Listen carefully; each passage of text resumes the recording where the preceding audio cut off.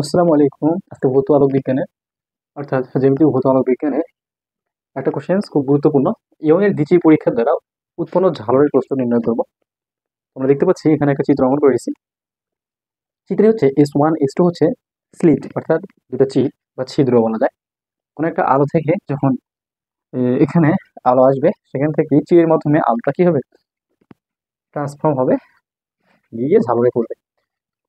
So young এর দ্বিতীয় পরীক্ষার ক্ষেত্রে আমরা লক্ষ্য যেটা করবো সেটা হচ্ছে আমরা চিত্রটা অনুযায়ী আমরা পুরোটা সমাধান করব। তো প্রথম কথা হচ্ছে এটা হচ্ছে পি বিন্দু, এটা হচ্ছে কিউ বিন্দু, এটা হচ্ছে এম বিন্দু, কেন্দ্রীয় চরম বিন্দু যেটা। সো এখানে প্রথমে আমরা S1 ধরি। S1 আর হচ্ছে S2 এর মধ্যে দূরত্ব হচ্ছে ডি। ঠিক আছে, S1 থেকে S2 এর মধ্যে দূরত্ব ডি ধরছি। সো এরপর যদি আমরা বলি যে ও থেকে এম, এই ও থেকে এম এর মধ্যে দূরত্ব হচ্ছে ডি, বড় ডি ধরলাম। So আবার যদি দেখি যে এম হচ্ছে কেন্দ্রীয় চরম বিন্দু, সেখান থেকে এন তম পট্টি যদি পি বিন্দুতে গঠন করে আরো, হ্যাঁ, তাহলে পট্টি যদি কেন্দ্রীয় পট্টি বা চরম পট্টি যদি গঠন করে এখানে পি বিন্দুতে, তাহলে সেইটুকু যে আহ, তাহলে আমি আচ্ছা ধরছি যেহেতু এন তম বৃত্তিচার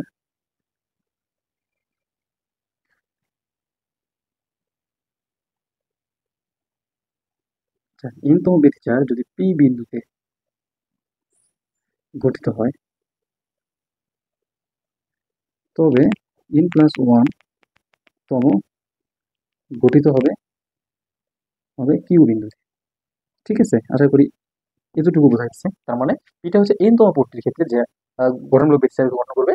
আর সেখানে আবার এখান থেকে একটা পট্টি যদি হিসাব করি সেটা হচ্ছে কিউ বিন্দু, সেটা এন প্লাস ওয়ান তম গঠিত হবে কিউ বিন্দুতে। সো তাহলে আমরা লিখতেই পারি যে হচ্ছে এইটুকু দূরত্ব অর্থাৎ যেটা এন তম কি বলতে বলবে পট্টি। তো সেক্ষেত্রে এম থেকে পি এর দূরত্ব আমরা x1 ধরছি, আবার এম থেকে কিউ এর দূরত্ব আমরা x2 ধরছি। সো এখান থেকে আমরা যদি সামনের দিকে অগ্রসর হই, তাহলে দেখবো দুইটা স্লিট। এই স্লিট থেকে আলো পি বিন্দুতে যাচ্ছে, আবার S1 স্লিট থেকে প্রথম আলো পিতে যাচ্ছে। সো প্রত্যেকটা আলো দশা সমান হবে, কারণ সুসংগত দশার ক্ষেত্রেই ইয়ং এর দ্বিতীয় পরীক্ষাটা কার্যকরী। সো এটা ইয়ং এর একটা শর্ত যে আলোক দশাটা সুসংগত হতে হবে। তো এই জন্য আমরা প্রথমে পিথাগোরাসের সূত্র বা ফর্মুলা অনুযায়ী আমরা অতিভুজ square equal to S1 P এবং E2 কে যদি একটা ত্রিভুজ বিবেচনা করি, হ্যাঁ, তাহলে S1 P আর E2 কে যদি আমরা ত্রিভুজ বিবেচনা করি, তাহলে বলতেই পারি S1 P যদি অতিভুজ হয় তাহলে অতিভুজ স্কোয়ার সমান ভূমি হবে S1 থেকে এই পর্যন্ত, এর মান হচ্ছে D। তাহলে ভূমি স্কোয়ার প্লাস, হ্যাঁ, লম্ব স্কোয়ার। তাহলে এই পি থেকে হুম এই পি বিন্দু থেকে এই পর্যন্ত দূরত্ব, এটা হচ্ছে লম্ব। আমরা জানি এম থেকে পি, হ্যাঁ, এম থেকে পি দূরত্ব x1। তাহলে এইটুকু দূরত্ব আমরা বলতেই পারবো যে x1 minus d divided two. যেহেতু এখান থেকে এইটুকু দূরত্ব হচ্ছে, এটুকু দূরত্ব হচ্ছে ডি ডিভাইডেড টু, এটা হচ্ছে স্কোয়ার। কারণ আমরা জানি ভূমি স্কোয়ার প্লাস অতিভুজ স্কোয়ার সমান, সরি, লম্ব স্কোয়ার সমান অতিভুজ স্কোয়ার। এটাকে এক নম্বর ফর্মুলা দিলাম। আবার দ্বিতীয় ফর্মুলার ক্ষেত্রে আবার যদি দ্বিতীয় সিটের ক্ষেত্রে হিসাব করি একইভাবে S2 P, যেহেতু পি বিন্দুতে ওটা যা পতিত হচ্ছে সমান হচ্ছে ভূমিটা এক, এটারও ভূমি এটা। তো যদি লম্ব হিসাব করি, আমাদের এম থেকে পি এর দূরত্ব দেওয়া আছে x1, আর এম থেকে নিচের অংশ সেটা হচ্ছে ডি ডিভাইডেড টু। আমরা ও আর এস কে আমরা যদি S1 S এর অর্ধেক ধরি তাহলে এটা ডি ডিভাইডেড টু হয়। তাহলে plus x1 plus d divided two, হ্যাঁ, এটাকে আমরা লম্ব স্কোয়ার দিলাম, এটাকে 2 নম্বর সমীকরণ দিলাম। সো আপনারা বুঝছেন, আশা করি বোঝা গেছে যে S1 P থেকে এইটুকু এটা হচ্ছে একটা ত্রিভুজ হচ্ছে, যে ত্রিভুজে অতিভুজ স্কোয়ার থেকে শুরু করে আমরা ফর্মুলা দিয়ে বসাইছি। আবার S2P থেকে শুরু করে এই পর্যন্ত একটা ত্রিভুজ হচ্ছে, যেখান থেকে এই সমীকরণটা আমরা পাইছি। তবে আমরা এটা নির্দেশ নই যে পি বিন্দুতে গঠনমূলক বিচার ঘটবে না ধ্বংসাত্মক বিচার ঘটবে, অর্থাৎ অন্ধকার এখানে ঝালর তৈরি হবে, পট্টি তৈরি হবে, না আলোকীয় পট্টি তৈরি হবে। তাহলে সেটা নির্ণয় করার জন্য আমরা পি বিন্দুতে উজ্জ্বল দেখায় না অন্ধকার দেখায়, পি বিন্দুতে আলোক পট্টিটি উজ্জ্বল নাকি অন্ধকার, অন্ধকার হবে তা নির্ণয় করতে হলে আমাদের পথ পার্থক্যের দিকে যেতে হবে। এখন যদি আমরা পথ পার্থক্যের দিকে যাই, 2 থেকে এই 1 নং সমীকরণকে বিয়োগ করে পাবো, বিয়োগ করি। 2 নং সমীকরণে যা ছিল সেটা আমরা লিখি s two p, x square ছিল মাইনাস, হ্যাঁ, এরপর ছিল s one p square equal s two পিতে যা ছিল তা ছিল হচ্ছে d one square plus x one plus, হ্যাঁ, যেটা সমীকরণটাতে ছিল সেটা হচ্ছে ডি ডিভাইডেড টু স্কোয়ার। আর এস ওয়ান পিতে দ্বিতীয় ক্ষেত্রে যে ইকুয়েশনে ছিল তা হচ্ছে ছিল প্লাস, আচ্ছা এখানে যেহেতু আমরা বাদ দিচ্ছি বা পার্থক্য করতেছি পদ পার্থক্য, এই জন্য মাইনাস হবে, মাইনাস হলে এখানে ডি ওয়ান স্কোয়ার হবে, ডি ওয়ান কেন শুধু ডি স্কোয়ার, পদ পার্থক্য যা ছিল minus x one minus d divided two square. So এইটুকু অংশ আসে, তো এখান থেকে প্রথমেই ডি স্কোয়ার আর ডি স্কোয়ারটা কেটে যায় অর্থাৎ উঠে যায়।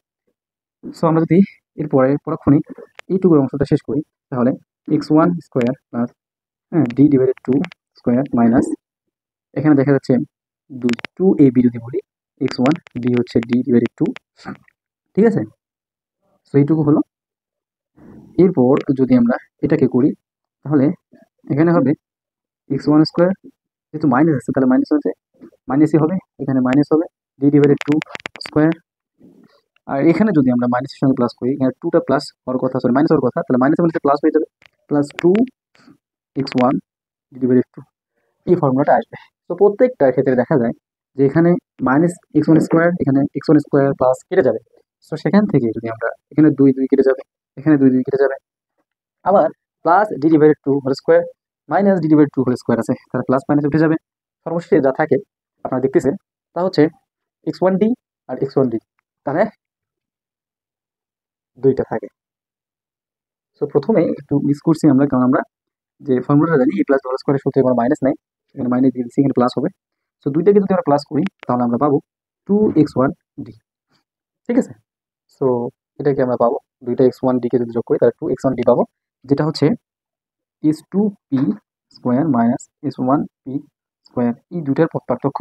এটাকে আমরা লিখতে পারি, যেহেতু পদ পার্থক্যকে আমরা প্রথমেই ডেল্টা দিয়ে, হ্যাঁ, ডিফাইন, যে যেহেতু স্লিট দুটোর মধ্যবর্তী বা মাঝামাঝি দূরত্ব অনেক নগণ্য, less less than more than very very less than D, very very less than capital D, সুতরাং আমরা বলতে পারি যে কি বলতে পারি যে এই যে পদ পার্থক্য এটাকে আমরা বিবেচনা নাই দিতে পারি, অর্থাৎ যদি আমরা এইটুকু অংশটাকে করি আগে তাহলে কি আসে সেটা দেখি একটু, তাহলে s one, sorry, s two p plus s one p into s two p minus s one p. So এইটুকু যেহেতু পদ পার্থক্য আমাদের, স্কোয়ার মাইনাস বি স্কোয়ারের ফর্মুলা হচ্ছে এটা, a plus b into a minus b. So সেখান থেকে আমরা এস ওয়ান পি, অর্থাৎ এই এস ওয়ান থেকে পি যার দূরত্ব, আমরা এখানে যেহেতু ডিটা অনেক ক্ষুদ্র সেই হিসাবে আমরা লিখতে পারি, ডি অনেক ক্ষুদ্র হওয়ায় লিখতে পারি যে s one p is equal, হ্যাঁ, অ্যাপ্রক্সিমেটলি ইকুয়াল, মানে কাছাকাছি s two p equal d, ঠিক আছে। এস ওয়ান পি এবং এস টু পি দুইটা ডি এর সমান আমরা লিখতেই পারি, এটা বিবেচনা করতে পারি। তো এখন যে পদ পার্থক্য আমরা পাইছিলাম সেটাকে যদি আমরা লিখি তাহলে এখানে আমরা লিখে দিতে পারি, যেহেতু সমান তাহলে এটাকে ডি প্লাস ডি, হ্যাঁ, এখানে s two p minus s one p, যদি এখানে যা ছিল আমাদের পদ পার্থক্যটা লিখে দিই টু এক্স ওয়ান ডি, তো তাহলে এখানে থাকবে হচ্ছে two d s two p minus s one p two x one d, ঠিক আছে। তারপর যদি আমরা এটাকে নিচে নিয়ে যাই তাহলে আমরা যেটা পাই সেটা হচ্ছে এস টু পি থাকে minus s one p is equal to, এখানে দুই দুই উঠে যায়, থাকে x one d divided d. তো এটা হচ্ছে s one s two p থেকে এস ওয়ান পি এর মধ্যবর্তী যে পদ পার্থক্য, সেই পদ পার্থক্যকে আমরা সিগমা লিখতে পারি, সিগমা বলতে delta, delta equal x one D D. এখন এই পদ পার্থক্যকে যদি আমরা জানি যে হচ্ছে পদ পার্থক্য ডেল ইকুয়াল টু কি অসংখ্য ইনতম ল্যামডা, অর্থাৎ আলোক তরঙ্গ দৈর্ঘ্য এর পদ পার্থক্যকে সমানুপাতিক বলা যেতে পারে, তাহলে আলোর তরঙ্গ দৈর্ঘ্যের সঙ্গে পদ পার্থক্য সমানভাবে বিস্তার করে বাড়ে, হিসেবে যদি লিখি আমরা in lambda equal to x one d divided D, তাহলে যা থাকে তা হচ্ছে যদি আমরা এখানে এক্স ওয়ানটাকে রেখে দিই, কারণ এক্স ওয়ান আমরা ধরছিলাম এই যে এক্স ওয়ান এখান থেকে এন থেকে পি, অর্থাৎ পি বিন্দুতে যে একটা ঝালর তৈরি হবে, অর্থাৎ গঠনমূলক না ধ্বংসাত্মক ব্যতিজাত তৈরি হবে, সেইটুকু আমরা যে দ্রুত দেখছিলাম x1 এর মান যদি বের করি, তাহলে এখানে যা আছে তাই হবে ইন ল্যামডা, উপরে ডি যাবে, নিচে হচ্ছে ডিআই। সো একটু পক্ষান্তর করে নিলাম। এটাকে যদি আমরা 5 নং সমীকরণ দেখি, হ্যাঁ, এই অঙ্কটার আরেকটু সামনের দিকে আমাদের অগ্রসর হতে হবে, কারণ আমাদের এখানে বলছে ঝালর প্রস্থ বের করতে বলছে। এখানে বলে রাখা ভালো যে যে ঝালরটা উৎপন্ন হবে তা আসলে দেখতে মোটামুটি এরকম, ঠিক আছে।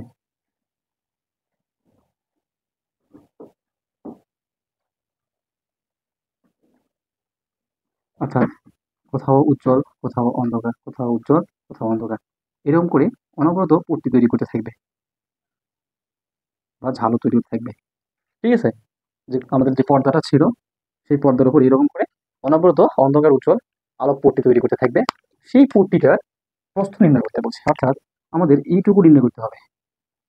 আমাদের হয় অন্ধকারের প্রস্থ নির্ণয় করতে হবে, অথবা উজ্জ্বলের প্রস্থ নির্ণয় করতে হবে। এইটুকু আমরা ওয়াই ধরতে পারি, কারণ প্রস্থকে আমরা ওয়াই দিয়ে প্রকাশ করি, এই ঝালর বা ঝালরের প্রস্থটা। আচ্ছা, তো এখানে বলে রাখা ভালো যে in equal 1 2 3 dot dot dot ইত্যাদি হতে পারে, ইত্যাদি হতে পারে, কারণ সেখানে ইনটা প্রকাশ করায় যে প্রথম ঝালরের যে দূরত্ব সেটা। অর্থাৎ যদি বলি যে ইন, যেহেতু এখানে এটা যদি কেন্দ্রীয় উজ্জ্বল বা কেন্দ্রীয় পট্টি হয় এটা, ঠিক আছে, এটা যদি কেন্দ্রীয় আলো পট্টি হয়, এই কেন্দ্র থেকে প্রথম যে পট্টিটা আছে এই পট্টিটার দূরত্ব, ঠিক আছে। আমরা যদি বলি যে প্রথম পট্টিটা এইটুকু দূরত্ব প্রথম বের করবো, এটা হচ্ছে 1 নাম্বার, এইটুকু হচ্ছে 2 নাম্বার, এটা হচ্ছে 3 নাম্বার, এইভাবে, ঠিক আছে। যে পট্টিগুলো তৈরি হবে। তো এখানে এন থেকে 1 2 3 দ্বারা বোঝাচ্ছে যে কেন্দ্রীয় চরম বা অবম যে বিন্দুটা আছে সেখান থেকে, মানে কেন্দ্রীয় চরম বিন্দু থেকে উভয় পাশে, হ্যাঁ, এই এম এর উভয় পাশে যে পর্দা আছে, অর্থাৎ উভয় পাশে প্রথম আলোকীয়, দ্বিতীয় ক্ষেত্রে অন্ধকার, আবার নিচে হচ্ছে আলোকীয় অন্ধকার, আলোকীয় অন্ধকার, এইভাবে আসতে থাকবে, সেটাই বোঝাচ্ছে। তাহলে n+1 তম উজ্জ্বল বিন্দু অবস্থান, এটা হচ্ছে ডি ডিভাইডেড, সরি ইন ছিল, তাহলে n+1 হবে ল্যামডা ডি ডিভাইডেড ডি, ঠিক আছে। স্যার 5 নাম্বার ধরছিলাম, এটা 6 নাম্বার সমীকরণ ধরলাম। দুইটা পরপর উজ্জ্বল বিন্দু পার্থক্য, অর্থাৎ যদি বলি এখানে একটা উজ্জ্বল বিন্দু তৈরি হয়েছে, এখান থেকে এখানে একটা উজ্জ্বল বিন্দু তৈরি হয়েছে, এই দুইটা যে মধ্যে পার্থক্য সেটা আমরা বের করতেছি, x2 - x1, এই দুটোর মধ্যে পার্থক্য বের হবে। তো আমরা যদি করি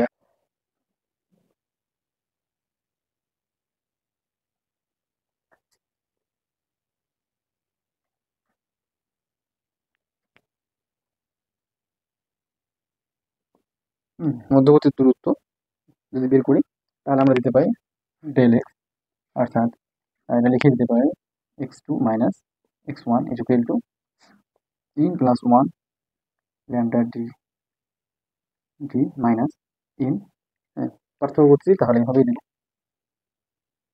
ল্যামডা ডি ডি। সো এটাকে আমরা এভাবে লিখতে পারি, তাহলে n+1 - n, এটাকে আমরা ভেতরে নিলাম, কমন নিয়ে নিলাম এটা সাধারণ সংখ্যাগুলো। সো এখানে থাকে হচ্ছে equal to lambda D D, এটা থাকে। যেহেতু আমরা জানি যখন কোনো সুসংগত আলোক উৎস দৃষ্টি স্লিট বা যে কোনো স্লিট বা ছিদ্র মধ্য দিয়ে কোনো, হ্যাঁ, পর্দার উপর পড়বে, তখন যে ঝালর উৎপন্ন করবে, অন্ধকার ঝালর তৈরি করুক, মানে পট্টি তৈরি করুক বা উজ্জ্বল পট্টি তৈরি করুক বা ঝালর তৈরি করুক, সেই ক্ষেত্রে অন্ধকার ঝালর এবং উজ্জ্বল ঝালরের প্রস্থ এক, অর্থাৎ সমান হয় সর্বদা। সো যেহেতু পরপর দুইটি কেন্দ্রীয় পট্টির দূরত্ব এটা, তাহলে এদের মধ্যবর্তী দূরত্বই দূরত্বই হবে একটি উজ্জ্বল বা অন্ধকার ঝালরের প্রস্থ, ঠিক আছে। অর্থাৎ যেখানে আমরা প্রস্থ সমান ওয়াই ধরছি, প্রস্থ ওয়াই হবে। তো এখন যদি আমরা, যেহেতু এটার মধ্যে দুইটা ঝালর নেওয়া হয়েছে, উজ্জ্বল ঝালর, ঠিক আছে, তাহলে আমরা অর্ধেক করে যদি হাফ, তাহলে যে বস্তুটা পাবো আমরা সেটা হচ্ছে ল্যামডা ডি ডিভাইডেড 2D। তো এইটা হচ্ছে সেই কাঙ্ক্ষিত ফলাফল যেটা আমরা চাচ্ছিলাম, যে ইয়ংয়ের দ্বিতীয় পরীক্ষার মাধ্যমে আমরা উৎপন্ন যে ঝালক তার প্রস্থ নির্ণয় করলাম। সো এটা অন্ধকারের ক্ষেত্রে হোক বা উজ্জ্বল আলোর ক্ষেত্রে হোক, যে কোনো ক্ষেত্রেই, যে কোনো পটির ক্ষেত্রেই ঝালরের প্রস্থ হবে হচ্ছে ল্যামডা ডি ডিভাইডেড 2D। ধন্যবাদ সবাইকে। আশা করছি এ পর্যন্ত ভালো লাগছে। আমার জন্য বেশি বেশি করে দোয়া এবং শুভকামনা দিবেন এবং করবেন। অবশ্যই আমার ফিক্স পাশা নয়। ভিডিওগুলো কেমন লাগছে বলবেন। যদি ভালো লাগে একটা কমেন্ট অবশ্যই প্রাপ্য। লাইক দিয়ে এবং শেয়ার করে অনুপ্রেরণা যোগাবেন। ধন্যবাদ। আজকের মতো এই পর্যন্তই। আসসালামু আলাইকুম।